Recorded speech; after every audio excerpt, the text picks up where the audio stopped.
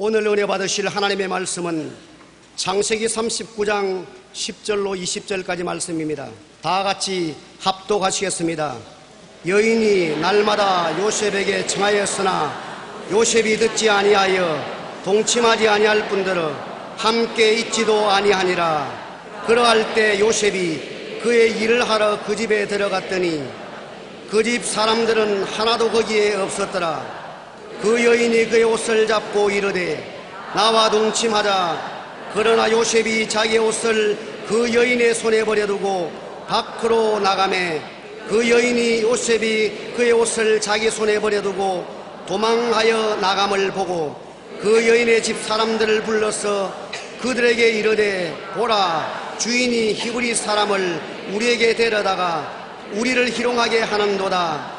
그가 나와 동침하고자 내게로 들어오므로 내가 크게 소리 질렀더니 그가 나의 소리 질러 부름을 듣고 그의 옷을 내게 버려두고 도망하여 나갔느니라 하고 그의 옷을 곁에 두고 자기 주인이 집으로 돌아오기를 기다려 이 말로 그에게 말하여 이르되 당신이 우리에게 데려온 히브리 종이 나를 희롱하려고 내게로 들어왔으므로 내가 소리 질러 불렀더니 그가 그의 옷을 내가 버려두고 밖으로 도망하여 나갔나이다. 그의 주인이 자기 아내가 자기에게 이르기를 당신의 종이 내게 이같이 행하였다 하는 말을 듣고 심히 노한지라. 이에 요셉의 주인이 그를 잡아 옥에 가두니 그 옥은 왕의 제수를 가두는 곳이었더라. 요셉이 옥에 갇혔으나. 아멘. 오늘 제가 여러분과 함께 은혜 나눌 제목은 내가 억울하고 잘못된 대우를 받았을 때 이 제목인 것입니다. 인간 사회는 이해관계를 중심으로 시줄 날줄처럼 서로 연결해서 살아가고 있습니다. 그 중에 억울하고 잘못된 대우를 받고 마음에 깊은 상처를 입고 살아가는 사람들이 많습니다. 이와 같은 상처를 어떻게 해야만 우리가 극복할 수 있겠습니까?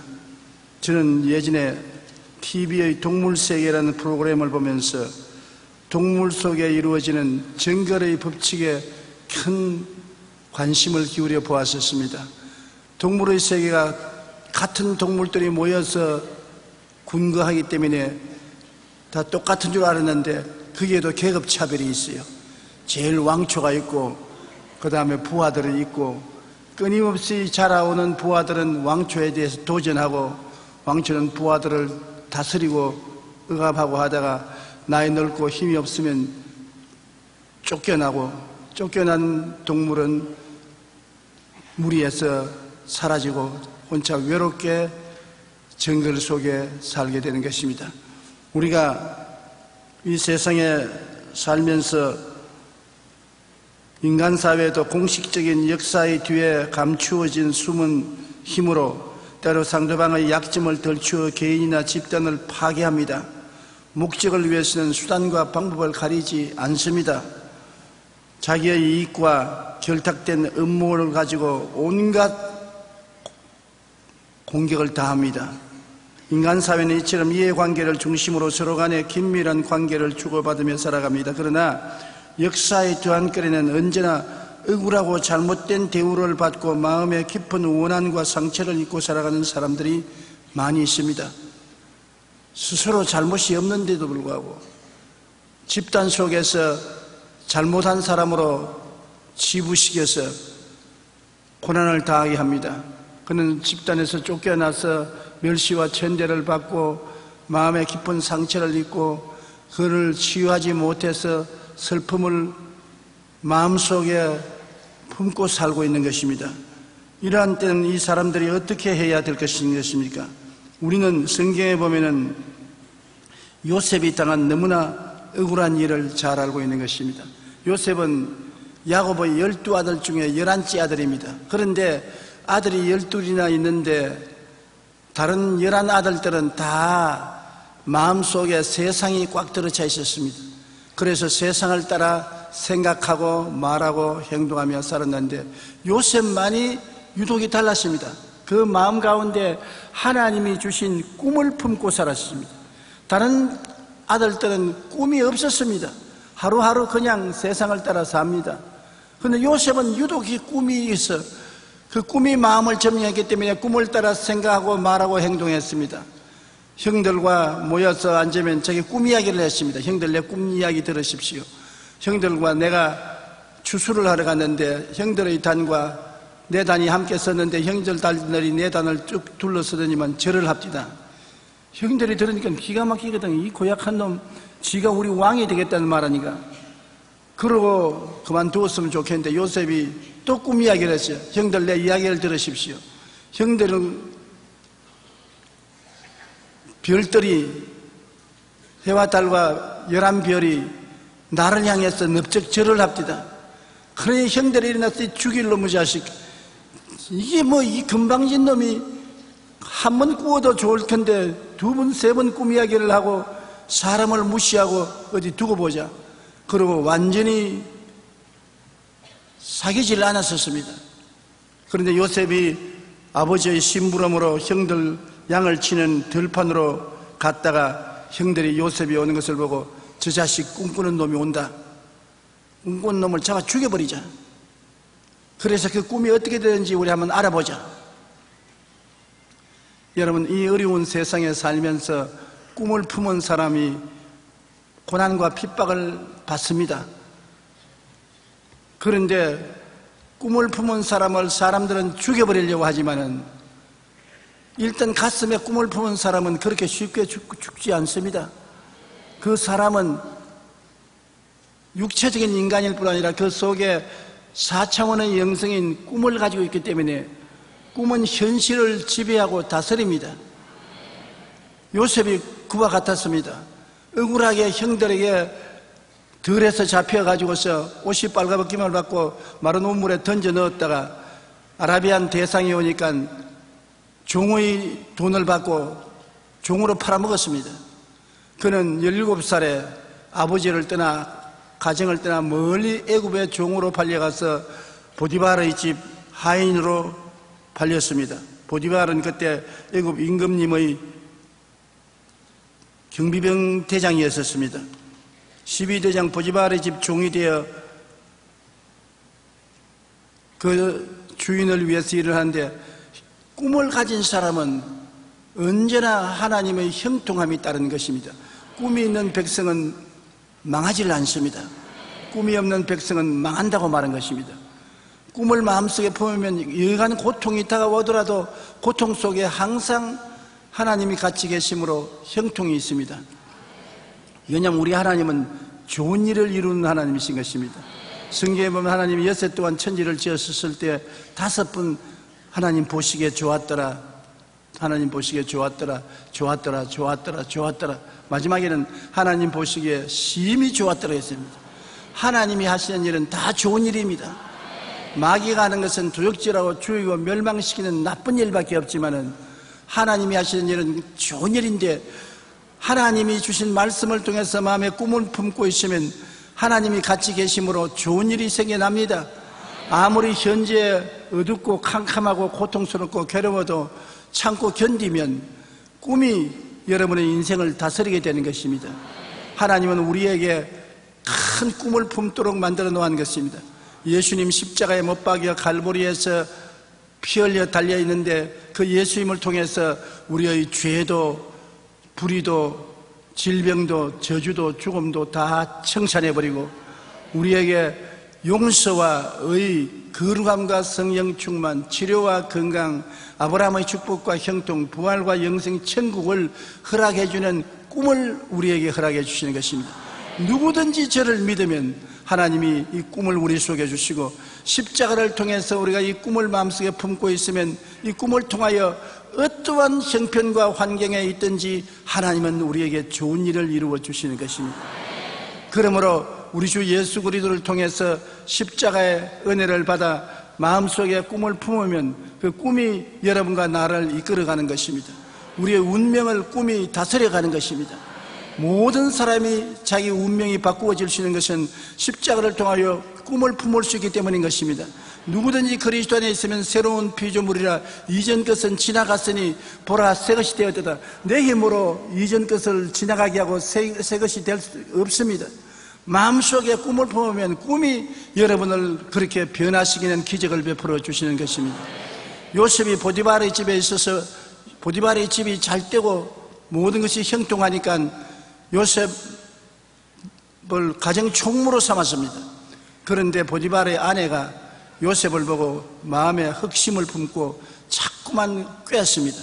그러나 요셉은 하나님을 사랑하고 두려워하는 사람이라 그 꾀에 빠지지 아니하고 저항했습니다. 하루는 대낮에 다 종들이 들로 일하러 갔는데 대청마루에 할 일이 있어서 요셉이 가는데 늦잠을 자고 잠옷바람으로 기지개를 쓰고서 보디발의 아내가 나오다 보니 요셉이 바로 대청에 와서 일을 보고 있거든요. 이때다 싶어서 달려들어서 붙잡았습니다. 요셉이 놀라서 도망을 치는데 옷이 그 보디발의 아내의 손에 잡혔기 때문에 옷을 벗어놓고 도망을 쳤습니다. 그러니 부인이 흠모하던 마음이 미움과 원한으로 변화되자 고함을 쳤습니다. 사람 살려라. 온 밭에 있는 종들이 다 돌아오고 주인도 돌아옵니다. 요셉의 옷을 들고 흔들면서 이놈이 나를 겁탈하러 온 것을 내가 고함치니까 옷을 벗어놓고 도망쳤다. 사람이 정말 억울하기 짝이 없습니다. 원통하죠. 변명을 할 수가 없습니다. 본 사람이 없습니다. 그런데 증거는 옷을 벗어놨으니까 무슨 말로도 증거를 거부할 수가 없습니다. 얼마나 그 남편이 분이 났겠습니까? 더구나 군인인데 성경은 기록 안 해줬지만 요셉이 거의 못 일어날 정도로 얻어 터졌을 것입니다. 그러고 난 다음에 12대 뜰에 있는 정치범 수용소인 감옥에 갇혔습니다. 그 정치범 수용소인 그 감옥에 들어가면 평생의 감옥에서 나오지 못해요. 근데 요셉이 그 감옥에 들어가서 고생을 하고 있는데 그러나 그 마음속에 꿈을 품고 있습니다. 그 어려운 환경에도 하나님이 주신 꿈은 인간의 생각과 인간의 계획을 초월해서 하나님이 역사하는 것이기 때문에 눈에는 아무 증거 안 보이고 귀에는 아무 소리 안 들리고 손에는 잡히는 없어도 마음속에 요셉은 꿈을 품고 하나님을 바라보았었습니다. 이것이 요셉이 우리보다 위대한 점입니다. 우리는 그쯤 되면은 신앙도 버리고 꿈도 버리고 원망하고 탄식할 것인데 요셉은 그 속에 꿈을 버리지 않고 하나님을 바라고 있었습니다. 감옥에 그 당시에 있으니까 여러분 형편없는 대우를 받지 않습니까? 대소변을 감옥 안에서 보고 빵 조각 하나 던져주면 그걸 받아 먹고 그 어려운 비위생적인 곳에서 2년이 넘도록 있었습니다. 그런데 하루는 갑자기 왕궁에서 사람들이 와서 요셉을 찾았습니다. 요셉이 나가니까 갑자기 요셉을 이발을 시키고 옷을 입히고 그리고 황금술에 태워서 임금에게 가는데 임금님이 당신이 요셉이냐? 그렇습니다. 내가 꿈을 꾸었는데 우리 학자들이 다 와서 꿈을 해석하려 해도 해석을 못하는데 당신은 꿈을 잘 해석한다는 말을 술장관을 통해서 들었으니 그 꿈을 해석할 수 있겠냐? 말씀을 하십시오. 하나님이 해석을 주실 것입니다. 그래 왕이 자기 꿈을 말했습니다. 그 꿈의 내용인 즉 7년 대풍이 왔다가 7년 큰 흉년이 올 꿈이었습니다. 요셉이 그 말을 하고 풍년의 알고의 5분지 1을 저장해 놓았다가 흉년 동안에 이를 백성에게 풀어주면 나라가 살고 민족이 멸망하지 않을 것이라니 왕이 무릎을 치면서 이렇게 지혜롭고 총명한 사람을 얻을 수가 있느냐? 내가 오늘 너를 국무총리로 삼노라. 자기 반지를 뽑아서 끼워주고 둘째가는 술에 태워서 엎드리라고 하니 모든 관리와 백성들이 요셉에 엎드렸습니다. 꿈이 이루어진 것입니다. 얼마나 억울하고 원통하지만 꿈을 버리지 아니하면 꿈이 결국 성공을 가져오게 되는 것입니다. 여러분, 오늘날 사람들은 말하기를 우리의 삶이 고달프고 괴롭고 희망이 없다고 말하는 사람이 많습니다. 희망이 없다고 말하는 사람에게 희망이 없습니다. 아무 희망이 없는 절망 상태에도 꿈을 갖고 있으면 꿈이 희망을 만들어내는 것입니다. 우리는 희망치 않은 꿈을 가슴속에 품고 포기하지 말아야 되는 것입니다. 우리 환경이 좋다고 말은 안 합니다. 어렵고 고통스럽고 쓴물이 넘쳐나는 환경수가 있습니다. 가시밭 엉터키를 걸어갈 수도 있습니다.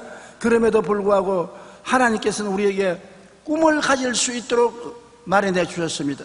갈보리 십자가는 우리가 꿈을 가질 수 있는 터전인 것입니다. 수고하고 무거운 짐진 자들은 다 내게로 오라. 내가 너희를 쉬게 하리라.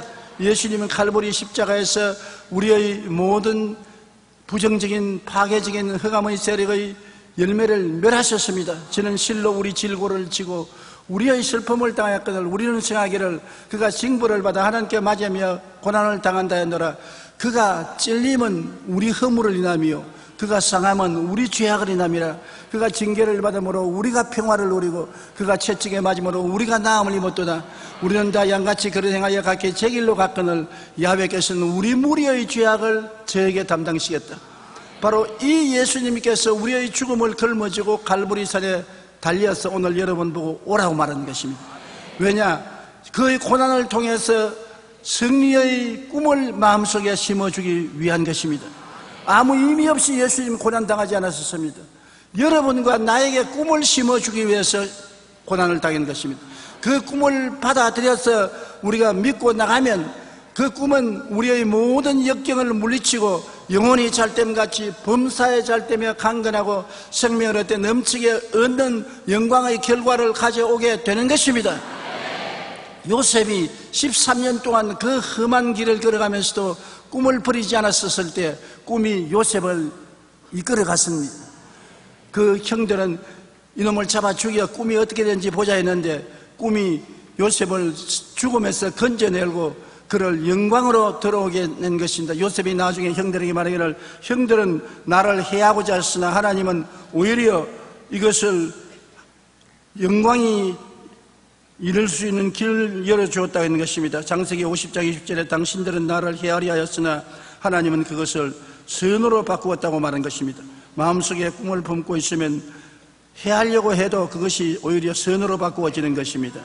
우리가 잘 아는 헬렌 켈러는 시각, 청각의 장애를 지닌 복수장애자였었습니다. 그러나 그녀가 처음부터 장애를 갖고 태어난 것은 아니었습니다. 생후 19개월 만에 내 척수막염을 앓고 그 후유증으로 시각도 잃고 청각도 잃어버렸습니다.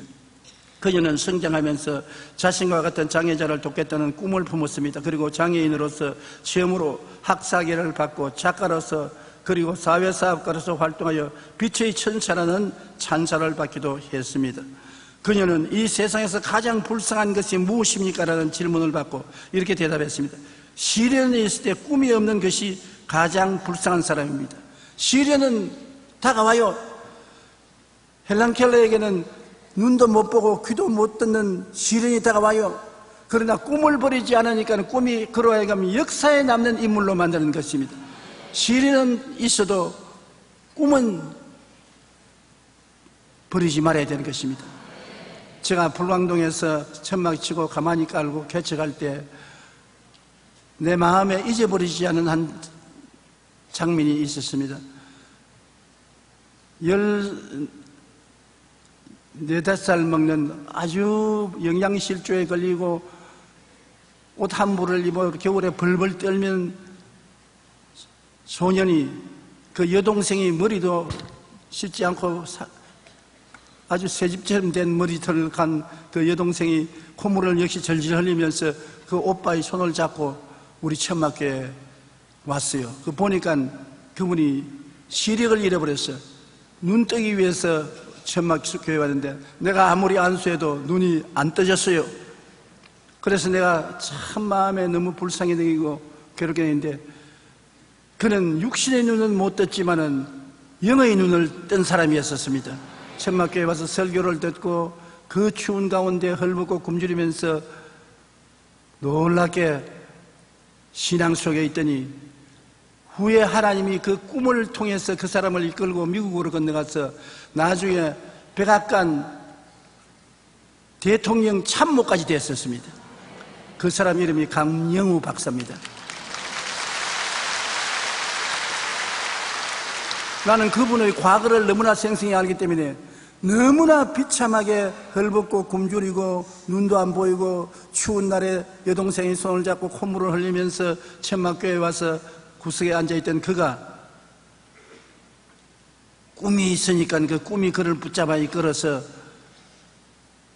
미국의 백악관에 대통령 장애인 참모로 들어갈 수 있게 되었고, 그 아들들이 출세하여 외과에 있어도 되고, 또 둘째 아들은 최근에 대통령 비서관이 되었다는 신문 보고를 보았었습니다. 다른 사람보다 내가 왜 감동을 느끼냐면, 나는 그 과거를 보았기 때문에. 사람이 헬렌 켈러가 말한 것처럼 시련은 반드시 다가오지만은 꿈을 갖지 못한 것이 참된 비극이라고 말한 것입니다. 아무리 시련이 와도 꿈을 버리지 아니하면 꿈이 여러분을 끌고 가는 것입니다. 여러분이 꿈을 이루는 것이 아니라 꿈이 여러분을 붙잡고 이루어지게 만들어주는 것입니다. 이 세상에 아무 문제 없고 어려움도 없이 사는 사람은 한 사람도 없어요. 중요한 것은 그러한 고난과 역경 가운데서도 마음에 꿈을 놓지 않을 때 그 꿈이 우리를 형통의 길로 이끌어주는 것입니다. 다른 사람은 다 꿈을 꾸지만 나는 꿈이 없는데요. 왜 없어요? 주님이 다 주시는데, 갈보리 십자가에 매달린 예수님을 통해서 주시는데, 예수님의 십자가 보혈을 통해서 여러분이 영혼이 잘됨같이 범사에 잘됨에 강건하고 생명을 얻되 넘치게 하는 꿈을 마음속에 받아들일 수가 있기 때문인 것입니다.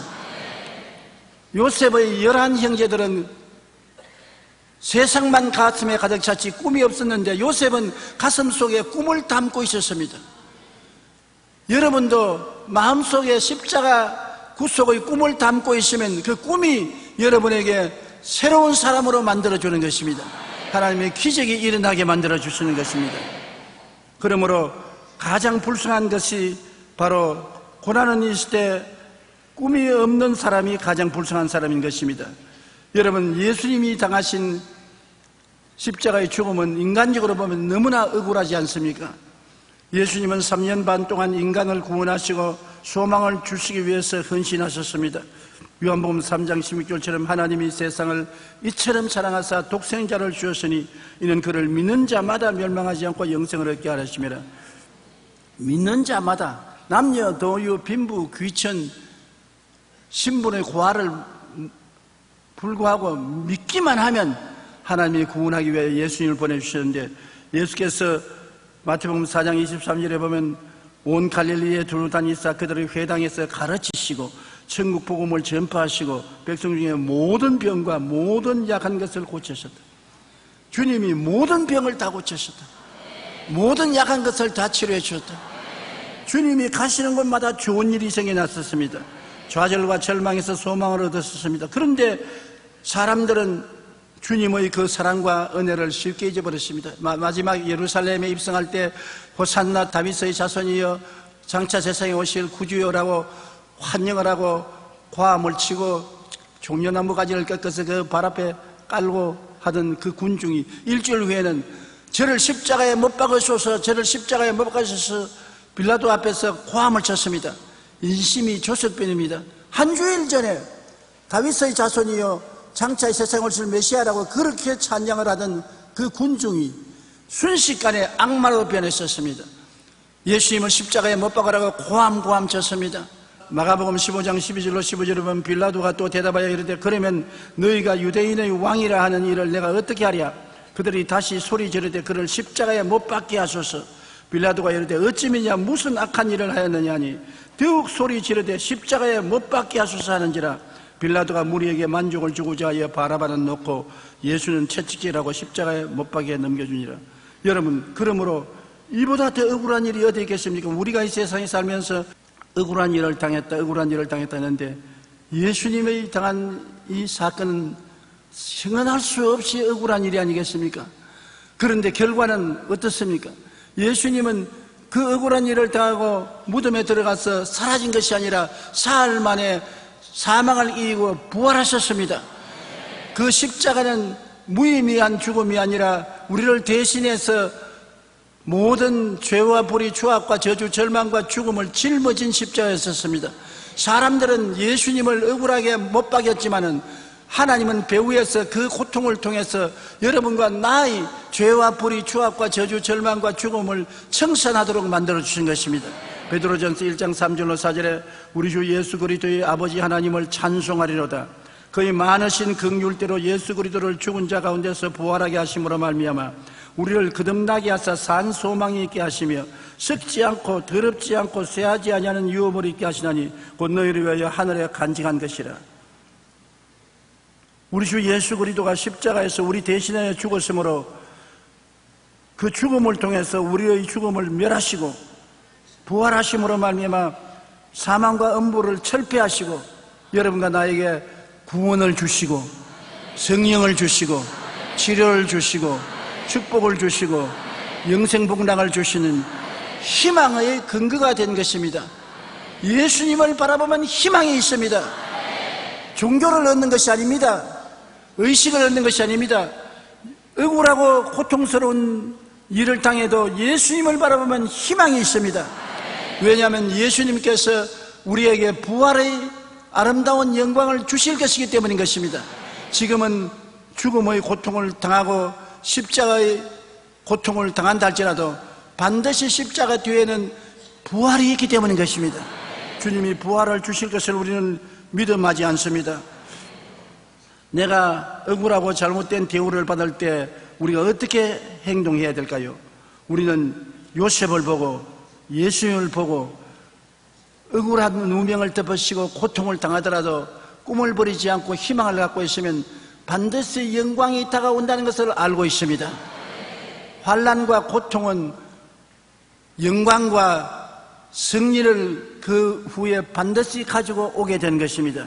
그러므로 내가 잘못된 대우를 받고 마음이 억울할 때 왜 내가 이 억울한 대우를 받아야 되냐? 내가 뭘 잘못했나? 왜 나를 이렇게 취급하느냐? 그러한 마음을 품고 역경을 적대시하면 한없이 분노가 생겨나게 되는 것입니다. 그 분노가 생겨나면 마음에 깊은 상처를 받게 되어요. 마음에 미움이 끓어오르고 원한이 끓어오르고 그 미움과 원한은 영혼의 암입니다. 내가 암이 걸리게 돼요. 영혼에 역경을 믿음으로 끌어안으면 희망이 생기는 것입니다. 내가 잘못된 대우를 받았다고 고통과 괴로움이 있더라도 그것을 십자가를 통해서 끌어안고 하나님을 바라보면 그 역경을 하나님은 희망으로 변화시키는 것입니다. 우리가 당하는 작은 고난이 크고 영원한 영광을 이루게 되는 것입니다. 로마서 8장 28절에 우리가 알거니와 하나님을 사랑하는 자 곧 그 뜻대로 부르심을 입은 자들에게는 한번 따라 말씀하세요. 모든 것이 협력하여 선을 이루느니라. 여기에 모든 것이라고 말했습니다. 좋은 일도 나쁜 일도 이익되는 것도 손해되는 것도 축복이 되는 것도 저주가 되는 것도 우리가 끌어안고 참으면 결국에 합동해서 선을 이룬다. 우리 인생은 그냥 인생이 아니라 비빔밥 인생인 것입니다. 우리가 비빔밥에 보면 콩나물도 있고 고추장도 있고 파도 있고 마늘도 있고 밥도 있고 온갖 것 다 있단 말입니다. 그러나 섞어서 먹으면 맛이 있거든.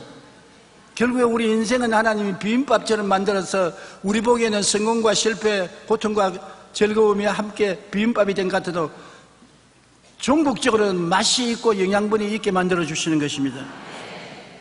고린도전서 2장 9절에 하나님이 자기를 사랑하는 자들을 위하여 예비하신 모든 것은 눈으로 보지 못하고 귀로 듣지 못하고 사람의 마음으로 생각지 못했다함과 같으니라. 하나님이 자기를 사랑하는 자를 위해서 모든 것을 예비하신다. 눈에는 아무 증거 안 보이고 귀에는 아무 소리 안 들리고 손에 잡힌 게 없어도 하나님이 여러분을 위해서 좋은 일을 예비하신다. 좋은 하나님, 그 하나님이 하시는 일은 보기에 좋은 것을 예비하시는 것입니다. 창세기 때 6번이나 하나님께서 보시기에 좋았더라, 심히 좋았더라고 하신 하나님은 좋은 것을 창조하는 하나님으로 예수 그리스도의 십자가의 그 극심한 고통도 나중에 엄청나게 큰 영광과 승리의 좋은 것으로 바꾸신 것처럼 하나님도 여러분 개인의 십자가를 큰 선으로 바꾸어 주시는 것입니다. 그러므로 모든 일을 당할 때 성급하게 대하면 낭패하는 것입니다. 성급하게 생각하고 성급하게 말하고 성급하게 행동해서 집어치워버리라. 그리고 모든 것을 막판으로 포기해버리고 손털어버리면 그건 반드시 낭패에 처합니다. 오래오래 참고 또 오래 기다려야 되는 것입니다. 자금 참고 또 좀 더 참고 또 조금 더 참고 나중에 한계점에 도달할 때까지 참고 있으면 반드시 열매를 맺게 되는 것입니다. 어떠한 열매는 심어놓으면 당장 줄기가 나고 잎이 나고 꽃이 피고 열매 맺는, 다른 것은 오래 기다릴 때가 많지 않습니까?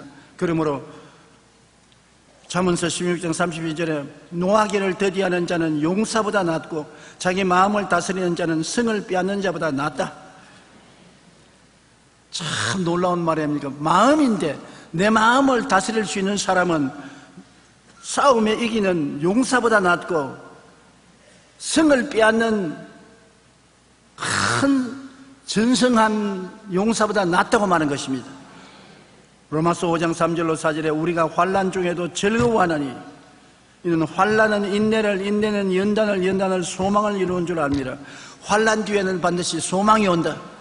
좋은 일이 생겨날 것 소망하는 소망이 온다. 환난만 있고 절망만 있는 것이 아닙니다. 절망은 죽음의 시작이지만 소망은 생명의 시작인 것입니다. 환난을 참고 기다리면 환난은 결국 소망을 낳게 된다는 것입니다. 에드미나 선교사가 시카고에서 율락여들을 대상으로 선교할 때 했었습니다. 그녀는 아직 한 사람의 영혼도 건지지 못한 채 율락여들의 상담과 건강복지만을 도와주고 있었습니다. 그러니 그는 선교적 사명을 가지고 갔지만 자기의 교구는 율락여자들이 사는 동리였었습니다. 그런데 하루는 아주 혐상고에 있는 깡패가 율락여를 취하려고 왔다가 이 에드머나 선교사를 보고 너 이리 와, 너 오늘 나하고 같이 자자. 큰일 났습니다. 나는 율락여가 아니에요, 나는 선교사요. 그 말을 하면은 그로부터 시작해서 그런 율락처 여자들이 있는 촌에서 쫓겨나야 되는 것입니다. 뭐냐, 너는 선교사고 우리보다 나은 사람이니까 왜 우리에게 와 있냐. 그러니까 나는 율락여가 아니라는 말도 못하겠고 또 아무 말도 안 하고 있으면 율락여가 돼서 그 깡패에게 끌려가서 율락여처럼 몸을 팔아야 되고, 이 말도 못하고 저 말도 못해서 그는 고개를 숙여서 기도를 하기 시작했습니다. 하나님 나를 도와주시고 붙들고 인도하여 주시옵소서. 그 깡패가 와서 그 에드머나 선교사를 손을 잡고서 왜 머뭇거리냐, 가자. 끌고 가니까 끌려가는데 여자 율락여가 뛰어오더니만 여보시오, 당신 죽고 싶냐? 이 여자는 특별한 여자다. 무슨 특별한 여자냐? 우리 율락여 중에서도 에이즈를 가장 크게 앓는 여자다. 오늘 죽으려고 하는 이 여자 데려가. 뭐 이 깡패가 놀라서 이 여자를 밀어버리고 그러면 날살려고 도망을 치고 살아났어요. 하나님이 도와줬지 않습니까? 그러니까 율락여들이 쫙 둘러쓰지만은 당신 정말 선교사다. 다른 사람들은 우리를 다 율락여라고 손가락질하고 우리를 향해서 얼굴을 찡그리고 침을 베었는데 당신은 끝까지 우리와 같은 처지에 당신을 놓고 당신을 율락여로 전락시킬 수 있는 위험까지 있어도 사양하지 않았다. 좋아요. 당신이 우리처럼 되었으니 나도 우리들도 당신처럼 되겠습니다. 이번 주일날부터 모두 다 우리 직업 그만두고 교회에 출석하겠습니다.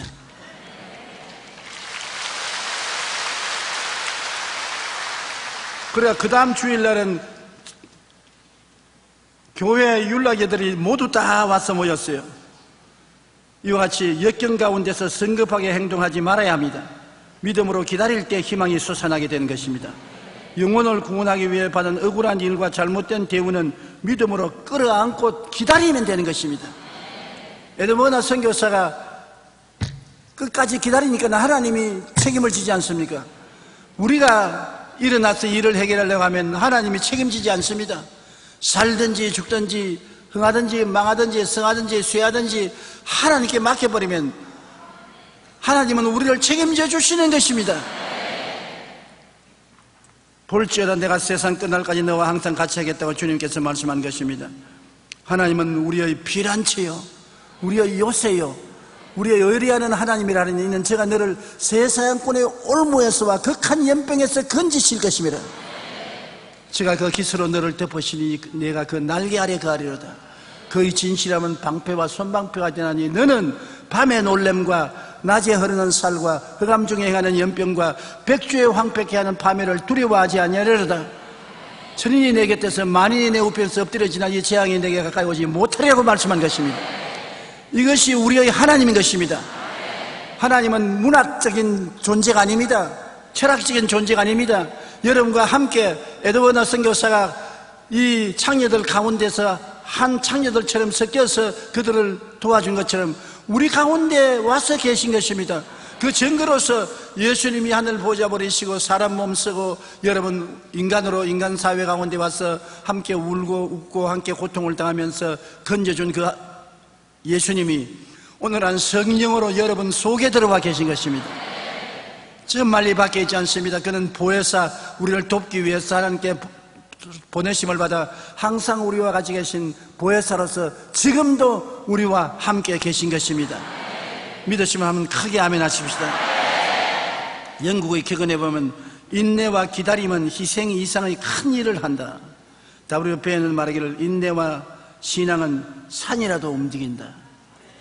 사무엘 존슨 영국의 시인이요 평론가는 위대한 일은 강인함에 의해서가 아니라 인내와 기다림에 의해서 이루어진다. 그러므로 인내하고 믿고 기다린다는 것은 큰 축복의 근원이 되는 것입니다. 하나님은 반드시 우리의 인내를 시험해 보는 것입니다. 하나님이 일해 주시기를 기다리는가 시험해 보시는 것입니다. 인내와 기다림이 있으면 그 뒤에는 하나님의 영광이 다가오게 되는 것입니다. 그 다음 우리가 고난당할 때 하나님을 원망하는 것은 가장 어리석은 일입니다. 절대로 고난 중에 하나님을 원망하지 말아야 되는 것입니다. 원망은 우리에게 아무 유익도 가져오지 못합니다. 원망하는 자기 자신도 상처를 입고 원망하는 이야기를 듣는 사람도 마음에 부정적이 되고 하나님도 원망하는 사람을 코에 연기같이 생각하는 것입니다. 이스라엘 백성은 하나님을 믿어주는 것을 하나님께 특전을 베푼다고 잘못 생각했습니다. 우리가 하나님 믿어주는데 하나님께 이렇게 우리가 좋은 일을 베푸는데 왜 하나님이 우리 고난 베푸느냐. 그래서 어려움만 당하면 잘못 대접받는다고 생각해서 원망하다가 버림당했습니다. 조금만 어려움만 당하면 이렇게 우리를 대접할 수가 있냐. 우리는 하나님을 믿어주는데 뭐 믿어주는 것이 큰 제세냐. 자기들 잘 때라고 믿었지 하나님 잘 때라고 믿은 것은 아니잖아요. 그런데도 불구하고 이스라엘 백성은 하나님을 믿어주는 것이 하나님께 큰 이익을 갖다 주는 줄 알고 조금만 어려움이 되면 하나님 위해서 우리가 이렇게 믿어주는데 우리를 대접을 이렇게 소홀하게 하느냐. 하나님 원망했습니다. 고린도전서 10장 10절에 보면 그들 가운데 어떤 사람들이 원망하다가 멸망시키는 자에게 멸망하였나니 너희는 그들과 같이 원망하지 말라. 하나님을 원망하는 것은 가장 어리석은 일입니다. 그리고 우리가 고난당할 때 삶의 미래는 하나님의 손에 있으므로 하나님께 맡겨버려야 되는 것입니다. 우리가 억울한 일을 당해서 가슴을 치게 될지라도 사람들은 다 나의 억울함을 동정하지 않고 돌봐주지 않을지라도 그것을 바라보고 계시는 하나님이 계십니다. 하나님은 여러분 편에 서 계신 것입니다. 하나님께 맡겨버려요. 왜냐하면 하나님은 나쁜 하나님이 아닙니다. 하나님은 좋은 하나님인 것입니다. 한번 따라 말씀했어요. 하나님은 좋으신 하나님이시다. 좋으신 하나님이기 때문에 하나님께 내가 맡길 수가 있는 것입니다. 예수님은 너희 자식이 떡을 달라면 돌을 주며 생선을 달라면 뱀을 줄 자가 있겠는가. 너희가 악할지라도 자식에게 좋은 것 줄 줄 아거든. 하물며 천부께서 구하는 자에게 좋은 것 안 주시겠느냐. 악한 우리도 자식에게 좋은 것 줄 줄 아는데 좋은 하나님이 어떻게 구하는 자식에게 좋은 것 안 주겠냐. 아예 눈 딱 감고 믿고 참고 기다리는 것입니다. 그러면 소망이 이루어지는 것입니다. 역대상 29장 11절로 12절 우리 다 같이 소리내어 읽어보십시다. 야훼여 위대하심과 권능과 영광과 승리와 위엄이 다 주께 소하였사오니 천지에 있는 것이 다 주의 것이로소이다. 야훼여 주권도 주께 소하였사오니 주는 높으사 만물의 머리이심이니이다. 부와 귀가 주께로 말미암고 또 주는 만물의 주제가 되사 손에 권세와 능력이 있사오니 모든 사람을 크게 하심과 강하게 하심이 주의 손에 있나이다. 얼마나 좋은 하나님이겠습니까? 부귀와 영광과 공명이 다 하나님 손에 있습니다. 내 길을 야훼께 맡겨라. 그래야만 제가 이루시고 내 의를 빛같이 나타내시며 내 공의를 정오의 빛같이 하시라고 하나님 말씀하시고 계신 것입니다. 그러므로 삶의 미래는 하나님의 손에 있다는 것을 알고 하나님께 맡겨야 되는 것입니다. 그럼 우리가 어떻게 할까요? 인생의 밤을 통할 때 무조건 감사하십시오. 아예 그냥 바보천치 같은 사람이 될지라도 감사를 하십시오. 고린도후서 4장 11절에 우리 살아있는 자가 항상 예수를 위하여 죽음에 넘겨지면 예수의 생명이 또한 우리 죽을 육체에 나타나게 하리며, 죽음이 우리에게 다가오면 예수의 생명도 다가오는 것입니다. 빌립보 4장 6절 7절에 아무것도 염려하지 말고 다만 모든 일에 기도와 간구로 너희 구할 것을 감사함으로 하나님께 아뢰라. 그래야만 모든 지각에 뛰어난 하나님의 평강이 그리스도 예수 안에서 너희 마음과 생각을 지키시리라. 인생의 밤을 통할 때 무조건 감사하는 우리가 되어야 되는 것입니다. 저는 옛날에 군대에 입대하여 논산훈련소에서 훈련받을 때를 생각하면 지금도 가슴이 뭉클합니다. 저희 군번은 1082-2398입니다. 당시 훈련소의 훈련은 굉장히 괴로웠습니다. 지금은 훈련소가 호텔 같지만 그때는 그냥 천막에 맨 마룻바닥에 있었습니다. 그리고 먹는 밥도 허술하고 어찌나 고단한 훈련을 했던지, 훈련하고 난 다음에 저녁에 숙소로 돌아오면 안 우는 사람이 없었어요. 다 흐느끼 울며, 좀처럼 부모에게 편지 안 쓰는 자식들도 만지장서의 편지를 써요. 그런데 그 편지를 내가 가만히 보니까 모두 다 감사하는 편지였습니다. 어머니 아버지 품에 있을 때가 얼마나 좋았는지 모르겠다. 집을 때나 군대 생활을 해보니 이렇게 괴로운 줄 몰랐다. 어머니 아버지 고맙습니다. 근데 나는 전도사로 있다 군대 갔기 때문에 우리 교인들의 사랑에 대한 감격이 너무나 커서 교인들에게 너무나 고맙고 감사하다는 편지를 늘 쓰는 것이 기억납니다. 이러므로 하나님이 우리에게 비 오는 날, 바람 부는 날을 주신 것은 맑은 날을 감사할 수 있는 사람이 되기 위해서인 것입니다. 좋은 일만 있으면 감사를 안 해요. 나쁜 일이 있어야 좋은 날을 기억하고 감사하는 것입니다. 밤이 있어야 낮이 있는 것을 감사하고, 추워봐야 따뜻한 봄날이 감사하지 않습니까? 감사로 제사를 드리는 자가 나를 영화롭게 하라니 그의 행위를 옳게 하는 자에게 내가 하나님의 구원을 보이리라고 성경에 말씀하고 있는 것입니다. 인생의 밤을 통할 때 무조건 하나님께 감사를 하십시오. 2010년에 올해의 부부상을 받은 이상택 씨는 언론과 인터뷰에서 수상은 전적으로 아내 황영희 씨의 헌신과 인내 덕분이라 모든 공을 아내에게 돌렸습니다. 두 분은 대학 동창으로 만나서 결혼하여 평생을 서로 사랑하며 존중하며 살았습니다. 그런데 결혼 5년째 시부모님과 식구들을 모시고 살면서 문제가 생겼습니다. 왜냐하면 시어머니가 아들 부부의 신앙을 미워하며 더구나 예수 믿는 며느리를 무척 미워했었습니다. 황영희 씨는 8명이나 되는 식구를 복양하는 것도 쉽지 않은데 신앙생활에 대한 핍박으로 인해 더욱 고통스럽고 견디기 힘들었습니다. 시집살이 8명이나 되는 식구들을 돌보는 것이 쉽지 않지 않아요. 그런데다가 예수 믿는 것을 핍박을 받으니 견딜 수가 없었습니다. 그런데 황영희 씨는 시부모님은 물론 남편에게조차 불평 한마디 않고 끝까지 인내하며 시댁 식구를 섬겼습니다. 그녀의 인내가 기적을 만들었습니다. 아들이 죽어도 예수는 안 믿는다고 하던 그 시어머니가 독실한 신앙인이 되어버렸습니다.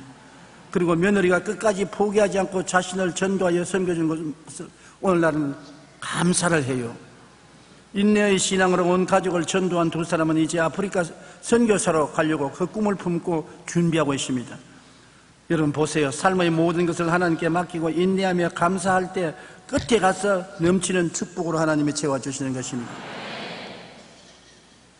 삶의 억울하고 원통한 일을 당해 마음의 미움과 원한으로 부정적이 되면 큰 시련과 고통을 겪게 되는 것입니다. 미움과 원한을 빨리 십자가 밑에서 씻어버려야 되는 것입니다. 기억할 것도 있지만 잊어버려야 될 것도 많은 것입니다. 하나님께 맡기고 잊어버려야 돼요.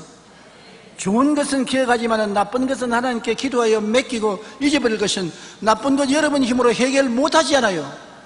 그러므로 하나님이 해결해 주겠다 그러는데 왜 맡기지 않고 자꾸 손에 쥐고 하나님 이거 어떻게 할까요? 맡겨라. 아니 맡기지는 못하겠고 이거 어떻게 할까요? 그럼 하나님 어떻게 하라 말인 것입니다. 내 짐을 야훼께 맡겨라. 오늘 또 우리의 짐을 지시는 하나님이신 것입니다. 그러므로 좋은 일은 기억하고 나쁜 일은 맡겨버리십시오. 옛날에 사람들이 말하기를 은혜는 물 위에 기록하고 원한은 돌에 새긴다고 했습니다. 남에게 받은 은혜는 물에 새기듯이 잊어버리고 남에게 잘못되어 받은 것은 원한은 돌에 새기듯이 마음에 새기고 두고 보자. 이제 잘 되는 거 한번 보자. 그렇게 니를 갈고 있습니다. 그러면 자기도 고통스럽고 남도 고통스럽고 삶이 어둡고 캄캄해지는 것입니다. 삶에 억울하고 원통한 일을 당해서 마음이 미움과 원한으로 부정지게 되면 그것이 끝없는 시련과 고통을 가져오게 되는 것입니다. 그러나 하나님께서는 이 어두운 가운데서 좋은 일이 생겨나시는 하나님이신 것입니다. 이 우리 인간의 힘으로 도저히 해결이 될 수 없는 것을 하나님께 맡기면 하나님은 그때 기적을 행하여 주시는 것입니다. 하나님은 모세에게도 신발을 벗으라고 말했고 여호수아에게도 신발을 벗으라고 말했는데 신발이란 내 행위의 선택권을 말하는 것입니다. 내가 이것을 하고 저것을 하겠다 내 계획을 말하는데 너 계획을 벗어라. 내가 맡아주마. 하나님이 여러분 일을 맡아서 아름다운 결과를 맺어주기를 원하시고 계신 것입니다. 현재 다가오는 시련과 환난이 왜 다가오는지 알 수 없어요. 여러분 우리에게 다가오는 고통이 억울할 때가 많습니다. 왜 내가 이런 억울한 일을 당해야 되느냐? 내가 뭘 잘못했느냐? 내 잘못한 것을 내게 말하라. 왜 나를 이렇게 하느냐? 이런 심정이 안 생긴 사람 누가 있습니까? 다 생기죠. 원래 시련과 환난과 억울한 일을 당하는 것은 이유가 없을 때가 많습니다. 또 이유가 있어도 우리는 인정 안 합니다. 내 주장만 하지요. 그러나 하나님은 그 모든 것을 보고 계시므로 내가 억울하고 원통한 사항을 하나님께 맡겨놓으면 하나님이 그것을 합동하여 유익이 되게 꼭 만들어 주시는 것입니다. 루벤 토레이 목사님은 중국 선교사로 오랫동안 헌신했습니다. 하루는 중국에서 설교 통역을 하고 돌아오다가 교통사고를 당해서 병원에 깨어나니까 한쪽 팔이 없어졌습니다. 팔이 잘라나갔어요. 그래서 하나님이 한쪽 팔을 가져다 주시니 감사합니다. 지금까지 하나님께서 두 팔을 주셔서 잘 살았는데 하나님께서 필요하셔서 저희 한쪽 팔을 가져갔음을 감사합니다. 그렇게 기도를 하니까 아는 사람들이 하하 교통사고다 해서 팔이 하나 날아가더니 정신도 날아가 버렸다. 팔이 없어졌는데 감사하는 일이 세상에 어디 있냐. 그래도 끝까지 이 루벤 토레이 목사님은 팔을 주신 것도 하나님 감사하고 팔을 가져가신 것도 감사하다고 기도를 했습니다. 그런데 팔이 이족을 해서 넣고 난 다음에 미국에 돌아와서 한국에 6.25 사변이 나서 큰 고통을 당한 사람이 많다는 말을 듣고 한국 선교사로 다시 자원해서 한국에 나왔습니다. 나와보니 6.25 사변 때 팔다리 잃은 사람이 얼마나 많습니까? 근데 우리 한국에서는 이족을 만드는 곳이 없었어요. 아주 몸에 불구를 돌보는 이야기 전혀 발전되지 않았습니다. 루벤 토레이 목사님이 한국으로 와보니 너무나 많은 사람들이 전쟁의 상처로 팔다리를 잃고 고통받고 있습니다. 그래서 그는 재활병원을 시작하여 이수족을 만들어 복음하며 예수님을 전달했습니다. 이런 일을 하면서 그는 자신이 왜 교통사고로 한쪽 팔을 잃게 되었는지 하나님의 섭리를 알았습니다. 아, 내가 중국에서 팔다리를 잃지 않았었으면 한국에 와서 팔다리 잃은 사람을 사랑하고 관심을 가지고 미국에 도움을 받고 기술자를 불러서 이수족을 만들지 않았겠지 않느냐. 내가 고통 중에 있었으니 고통당하는 사람을 도와주시니 얼마나 감사하냐. 또 한국에 와서 감사했습니다. 한국 최초의 재활의학을 시작하면서 자신이 한쪽 팔을 잃으면서 겪은 고통과 아픔을 이들을 인하여 치료해 주는 계기가 되었음을 감사했습니다. 그 후 토레이 목사면 무슨 일을 당하든지 왜라는 의문을 품는 대신 하나님, 왜인지 제가 이해하지 못하지만 하나님께 합력하여 저를 이룰 줄 믿습니다. 평생에 그것이 고백이었지. 그는 하나님께 왜라는 질문을 안 했습니다. 무슨 일 되어도 나는 모릅니다. 하나님이 합동하여 선을 이룰 줄 믿고 기다립니다. 감사합니다. 그저 감사합니다. 그렇게 말한 것입니다. 우리는 좋은 일이나 나쁜 일이나 기쁜 일이나 슬픈 일이나 하나님의 섭리 안에 있다는 것을 믿어야 하는 것입니다. 그럴 때 우리 마음이 긍정적이 되고 건강한 모습을 생각하고 꿈꾸며 믿음과 소망으로 나갈 수가 있는 것입니다. 하나님 모르는 일이 내게 생겼다고 생각하면 안 되는 것입니다. 하나님이 다 알고 계시는데 하나님께서 우리에게 전국적으로 유익이 되기 위해서 보냈다고 생각하고 감사해야 되는 것입니다. 원망과 불평과 탄식은 버리십시다. 바보 천치가 되셨습니다. 저 사람 머리가 돌았다고 해도 좋으니 하나님께 내가 맡기고 감사하고 좋은 일이 날 것을 기대하고 견디십시다. 그러면 좋은 날이 반드시 다가오게 되는 것입니다. 기도드리겠습니다. 하늘에 계신 우리 아버지여, 우리는 하나님을 바라고 기도하고 기다리고 하나님께 감사 찬송할 수 있는 백성이 되게 도와주시옵소서. 이스라엘 백성처럼 좋은 일이 생기면 웃지만은 어려운 일만 생기면 하나님을 원망하는 그런 얕은 신앙을 가진 사람이 되지 않게 도와주시옵소서. 내가 억울한 일을 당하고 사람들에게 몰리해를 당했다고 원통하고 탄식할지라도 이것을 알아주시고 합동하여 유익을 이루시는 하나님께 의지하고 맡기게 도와주시옵시고, 하나님께서 우리를 돌보아 주시어 우리가 좋은 열매 맺게 하여 주옵소서. 예수님 이름으로 기도드리옵나이다. 아멘.